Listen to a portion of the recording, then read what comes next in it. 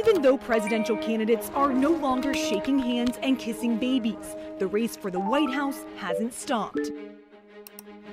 Trump campaign is now reaching voters online. The campaign, like its leader, President Trump, has one gear, and that is forward. Hey everybody. Buenas noches. Hello and welcome. Hi everyone. We have the best data in the country. We have the best infrastructure laid out. And so now we get to capitalize on that data, on this infrastructure, to take our events online to the American public. You might not see anyone going door to door. Those same volunteers are now making campaign calls from home. While President Trump is focused on the health and safety of the American people, we here at the campaign are committed to defeating the Democrats, and how all of you at home can help us and join in this fight. Its online campaign reached more than 1 million viewers. It really is new age campaigning. Just let's realize how good Donald Trump's political operation is. The Trump Organization has a well-documented, robust online infrastructure. You know, what they call their Trump Army. Tonight, I am honored to launch Catholics for Trump Coalition. And welcome to our very first Black Voices for Trump online broadcast. How can women stay engaged and informed? I could have not felt more proud about this country. President Trump has done about everything that you can do. Of Biden's record on notable job-killing trade deals. I'm supporting NAFTA. We're so fortunate to have a wartime president to lead us through this global challenge. And we're going to get through it. And we are going to keep America great.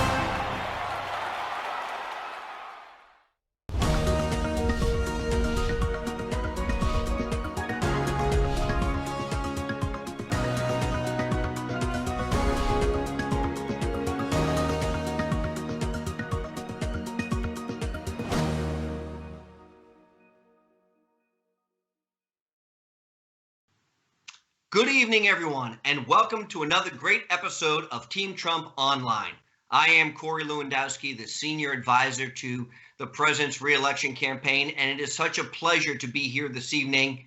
Joining me this evening to have a detailed conversation about who I like to call Beijing Biden is Representative Matt Gaetz from the state of Florida. He represents the Pensacola area, and Representative Elise Stefanik from the state of New York, who represents the area best known for Fort Drum. Each of them are going to discuss with us tonight the pros and cons of Beijing Biden, the impact of the coronavirus on their respective states, and what their work has done in Congress so far as we look forward to a successful 2020 November election for Donald Trump. So let's get right into it. Both of you, thank you for joining us.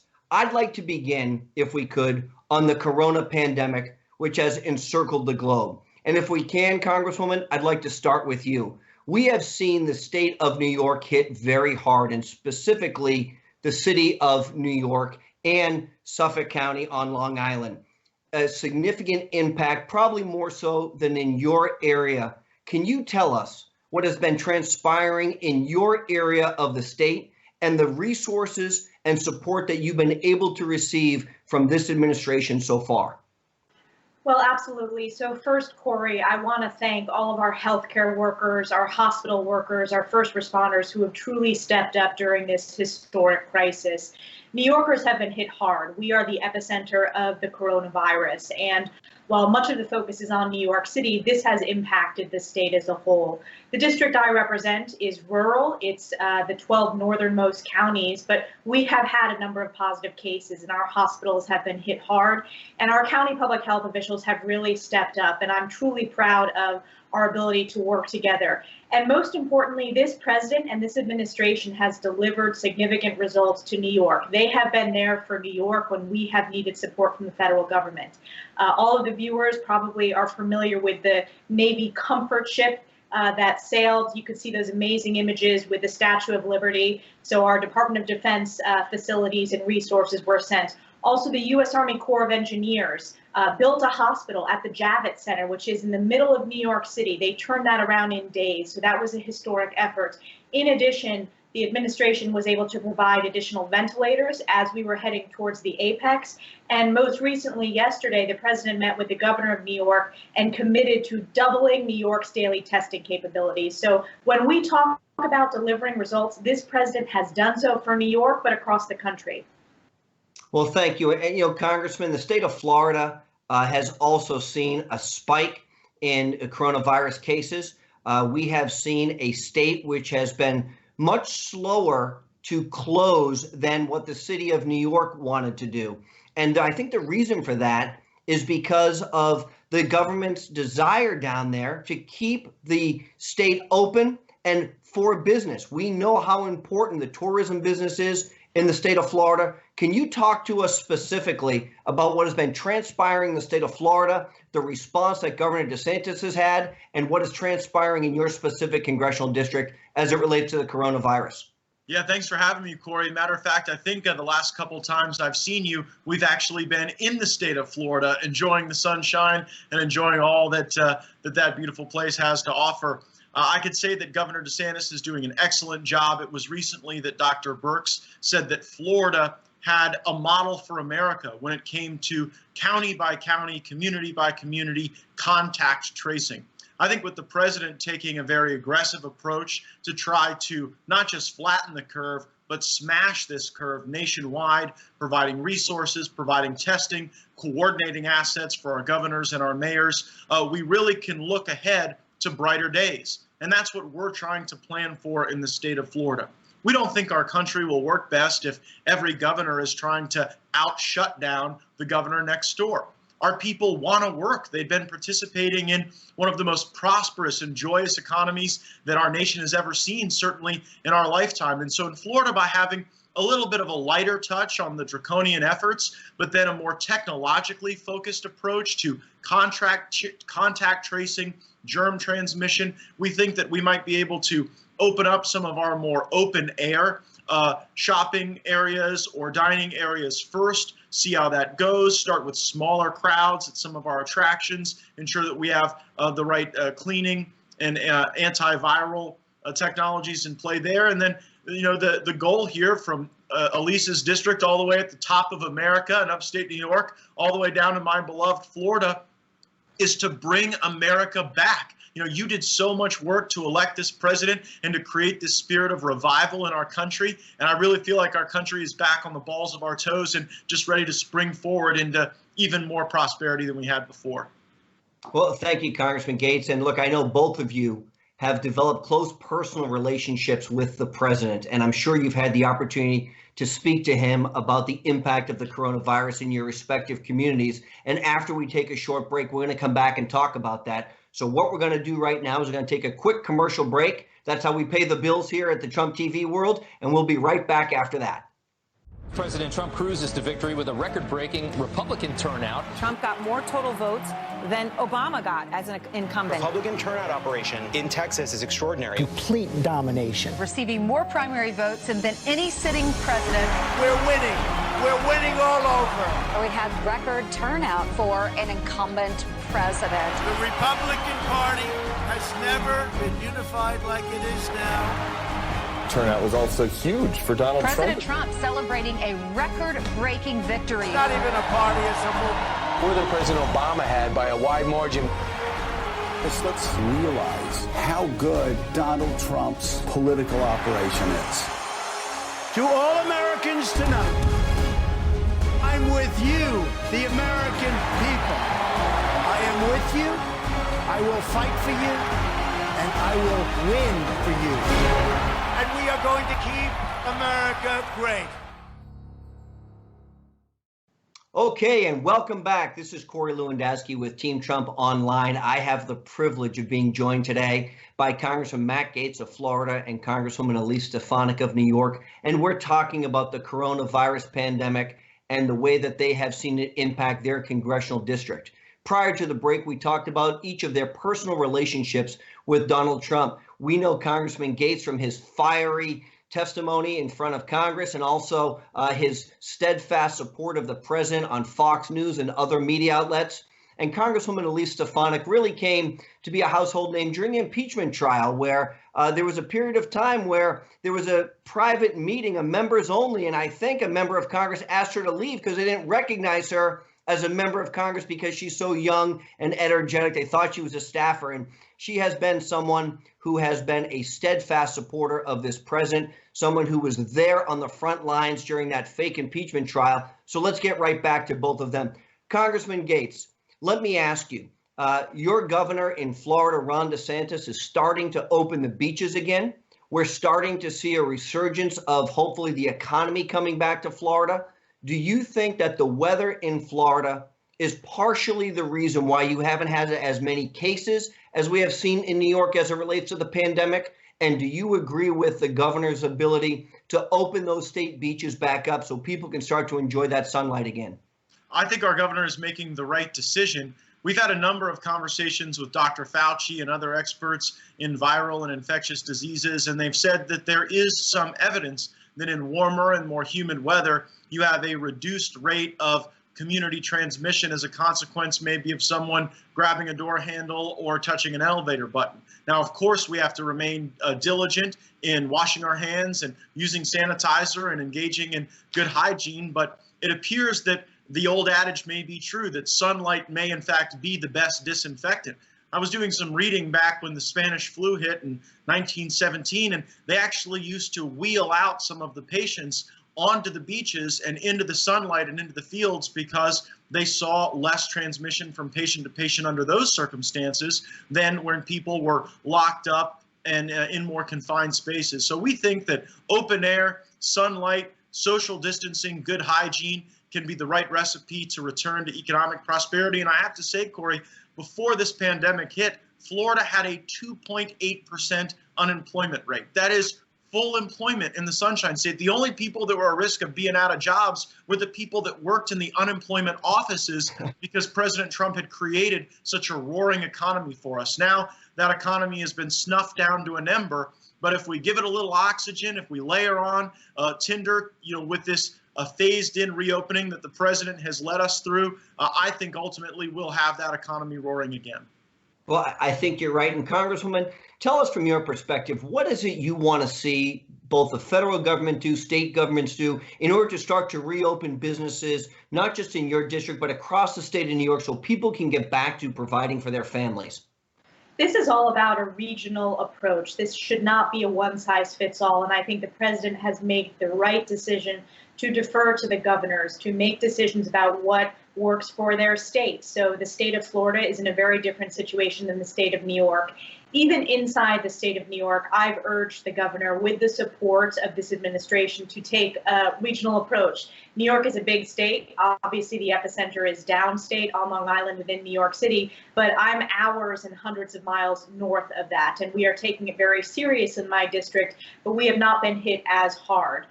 So this regional approach is really important, even inside states, and the governor has agreed to do that. And they had a very productive discussion at the White House yesterday with Governor Cuomo and the president. People want to get back to work.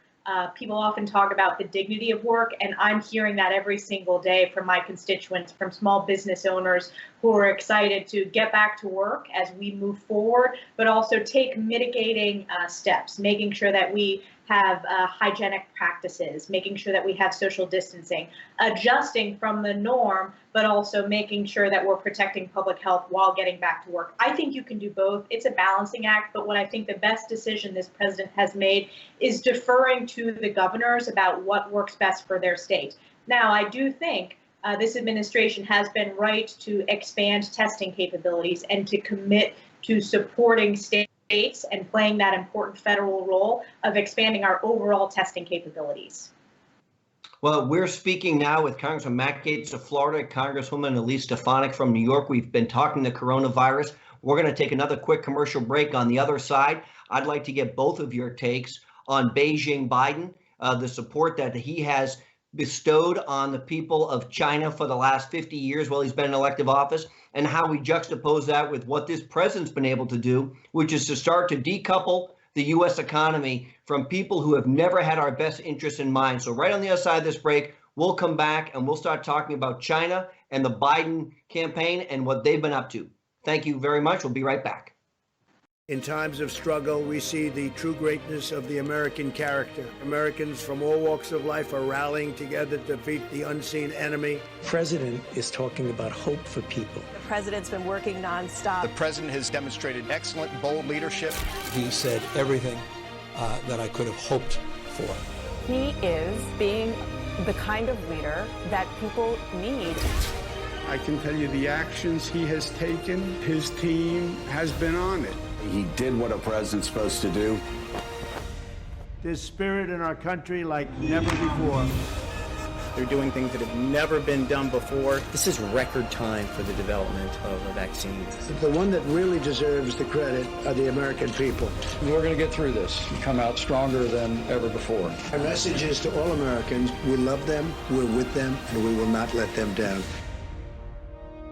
I'm Donald Trump, and I approve this message.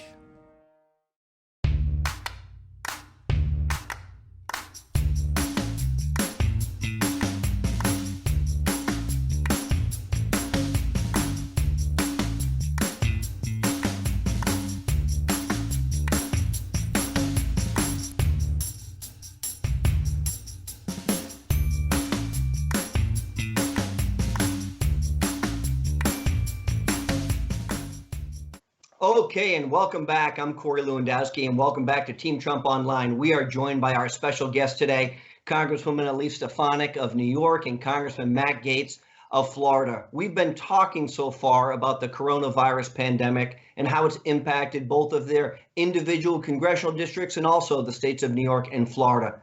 But I'd like to take this opportunity to change topics a little bit because I'm a political guy and I want to talk about the November elections. We're less than 200 days away. We now know who the Democratic nominee is going to be. It's going to be Sleepy Joe Biden.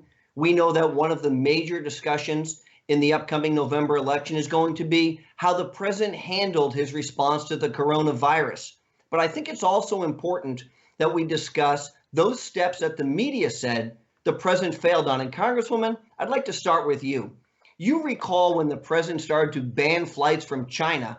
Do you remember what Congress was doing that day, what Nancy Pelosi's prerogatives were that day? It was voting on what type of menthol we should be allowed to smoke or use in those Juul items. So, this is what the Congress was focused on. This is what the Democrat leadership was focused on. Can you just touch on a little bit how the media has juxtaposed the president's response to the coronavirus compared to what members of the Democratic Party have done and what Joe Biden has talked about? Well, it's very clear the president took this very seriously from the start, and the Democrats attacked him. For example, when the president made the right decision to prioritize public health and ban flights from China, Biden and Democratic leadership, including Speaker Pelosi, opposed that and accused him of being xenophobic. That was the right decision to make, and public health officials at the most senior level said that helped lower the overall number that we could have seen of positive cases. What we've seen from this Democratic leadership is they have been focused single-mindedly on impeaching this president and undermining him. And the media, unfortunately, in terms of the mainstream, have supported their efforts to do so. I do think when we look back on this, that the president, those tough decisions that he made early on were prioritizing overall public health. And China overall is going to be an important political issue as we head to the polls this November. This president has been tougher on China than any other president in our nation's history. As a young member of Congress, like Matt Gaetz is as well, this is going to be a generational issue. This will be the top national security and economic issue, I think, of the 21st century. And the fact that this president has talked about bringing back jobs from China, has talked about strengthening our manufacturing base in the United States. That's what voters are looking for in this country, because this crisis has shined a megawatt light on the fact that China even threatened to withhold ventilator production and PPE production. So this issue of China is going to be critical as we head to November and critical in years to come, which is why we need the president's tough, honest leadership talking about the importance of the American manufacturing base. Congresswoman, you're exactly right. And Congressman Gaetz, if you could follow up on that. Again, think about this. China has held us over a barrel for 30 years, whether it has been the production of personal protective equipment that we now know that they've held us hostage for, whether it has been simple things like aspirin. We have seen that they have held the United States over a barrel. And this president, for the first time in 30 years, has said, we're not going to take it anymore. What have you seen as a young member of Congress? How have you seen the response and the relationship with China change over the course of this administration? And do you think it's the right way to go? President Trump's the first president in my lifetime to truly understand China, to understand the threat that they pose. We've heard Democrats for years now telling us that the greatest threat we face is Russia, with their fully commoditized economy sort of in tailspin right now as a consequence of oil prices. But when Elise talks about our confrontation with China being a generational one, know that she is one of the most informed members of Congress on this subject, because Elise Stefanik is the Republican lead on the subcommittee that evaluates emerging threats and capabilities. She oversees a lot of our special forces, a lot of our cybersecurity work on the Armed Services Committee. And so when you actually get down to the brass knuckles of global competition, each and every day we are posting up against China. China is the major threat. So I think that in the upcoming election, there are going to be two fundamental questions, Corey, that all voters of all stripes will ask themselves. First, which presidential candidate, is it Trump or Biden, gives us the best opportunity to rebound economically? Who can seize all of this pent-up demand and really launch the country forward? Now, when Biden was in power last, we sort of trudged along in this economic malaise. And you saw right when President Trump was inaugurated, the stock market took off. We had regulatory reform. We had tax reform, consumer confidence, business confidence, money returning from overseas to fund the ambitions, dreams, and wages of American workers. And so I think that's a good frame for us. But just as Elise put it, we also have to show that President Trump is the only candidate for president capable of confronting China. Joe Biden told us we had nothing to worry about from China, and I think I've seen news reports that his son may still be involved from a business standpoint in operations there, and there's really no free business in China. It's all ultimately tied to their government. So I think it's reasonable to have a president looking out for our country, fighting for our country, and then capitalizing on the great work that folks like Elise are doing to ensure that we are prepared to meet those emerging threats and capabilities globally. Well, we've clearly got some work ahead of us to educate the American people of Joe Biden's record. We know, and you know this because you're aware of it, Joe Biden wanted to include the Green New Deal in one of the stimulus bills that was supposed to be included to help the people who are impacted by the coronavirus outbreak. I don't believe those values fly in either New York or in Florida. But let me just touch on one thing. You know, Joe Biden has had an opportunity for the last 50 years to change the way Washington worked.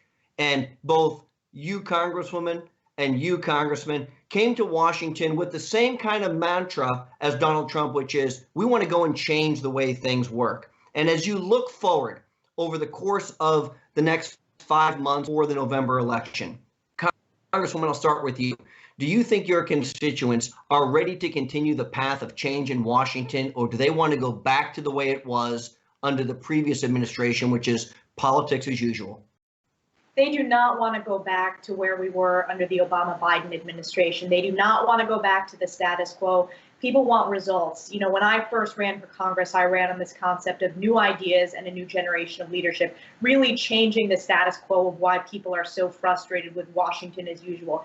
And this president has done that. He has focused like a laser on delivering results across this country, whether it's renegotiating trade deals, whether it's making sure that we have an economic boom, or bringing back those manufacturing jobs, which are so important to the American worker.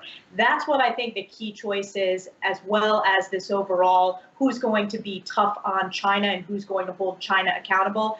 That focus on results is what's going to resonate at the ballot box in my district this November. And Congressman, the same question to you. Do you think the American people are ready for that forward-facing change that Donald Trump and you have helped to bring to Washington? Or do you hear that they want to go back to the way it used to be? I think Americans really miss the optimism that we were enjoying just before this terrible virus hit us. And it was an optimism fueled by the energy of our enthusiastic president. what's so special about our movement, the viewers watching us today, working with Elise and working with you, Corey, is that we're a participatory movement. If you're part of the Trump team, we need you to do stuff. We need you to make phone calls, knock on doors, give donations. We need you to pray for us. We need you to give emails of guidance and encouragement. And what I see on the left is a whole lot of infighting, a whole lot of depression. Joe Biden was just sort of like the last guy at the dance in that clown car of the Democratic primary they had, and so they give him the nomination. And so I think that in this campaign, if we could continue to be that bright light of joy and optimism and patriotism for our great country, people will want to see that continue for another 4 years, and they won't want to go back to the days when we're simply told that we have to deal with stagnant wages or a slow economy or other countries taking advantage of us. We don't have to deal with that at all. You helped spark that movement, Corey, when you ran the president's campaign back in 2016, and I feel like the fire is burning just as hot throughout this country to do it again in 2020. Well, I want to thank you both. And before I let you both go, I want to remind the viewers of what's special about each of your respective congressional districts. And if you could talk about what the president's helped deliver. And you know, Matt, I'll start with you. Pensacola, Florida is well known as a military area. It is a place that has some of the very best fighter pilots in the world that train there. Can you talk briefly about what it has meant to have a president who has so strongly supported our military and made sure that they've had the tools that they need to be successful as we continue to fight wars on terrorism around this globe? Thank you so much for asking that question. This is an issue that is very near and dear to my heart and to Lisa's heart as members of the Armed Services Committee. Rebuilding our military, giving our service members the training and munitions and equipment they need, giving pay raises to our military, reforming the VA so that our military families are able to have more choice and get better care. This is not just strategically important for our recruitment goals and for our national security. This is a moral obligation in our country to take care of our heroes and to ensure that we continue to maintain the primacy as the world's hegemon, capable of ensuring that American values have the right might standing behind them. And so doing what he said he would do has been a hallmark of the Trump presidency, and delivering on promises for our military, our vets, and their families is something that I am so proud to have been a part of. Well, and Congresswoman, as Matt said, you also serve in the Armed Services Committee. You have a huge military presence in your district in Fort Drum. Tell us what it has meant to have a president who stands with our troops and makes sure that they have the resources necessary to be successful.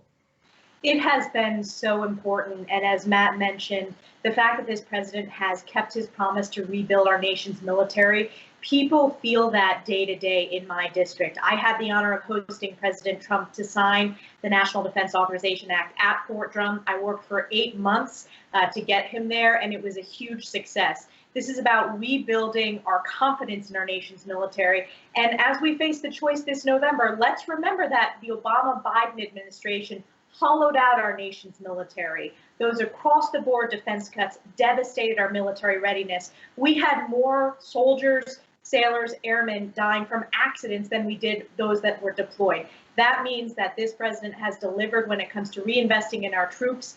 And also in my district, I border Canada. The fact that he's renegotiated NAFTA to give us a better access, whether it's our farmers, whether it's our manufacturers, that has been hugely significant and important in my district, which is why he's in such a strong position to win again in New York's 21st district, but also win again for a second term. Well, I want to thank both of you for joining me here today on our Trump television operation. Look, if you want to join us, obviously you can go to you can go to armyfortrump.com. That's ARMYFOR Trump.com. It is so special to have two future and current leaders of the Republican Party and really the next generation of Washington, D.C. here with us today, talking about how this president has impacted you, your congressional district, and the leadership that he has demonstrated. So I want to thank both of you very much for joining us here. I am grateful for all that you do to continue to fight for the freedoms that this country holds so dear. I thank you for standing up for our active duty veterans, our active duty military, our veterans, and I want to thank you for being with us today. And I wish you both the very best of luck in your re-election campaigns come November. Thanks, Corey. Thanks, Elise. Thank you.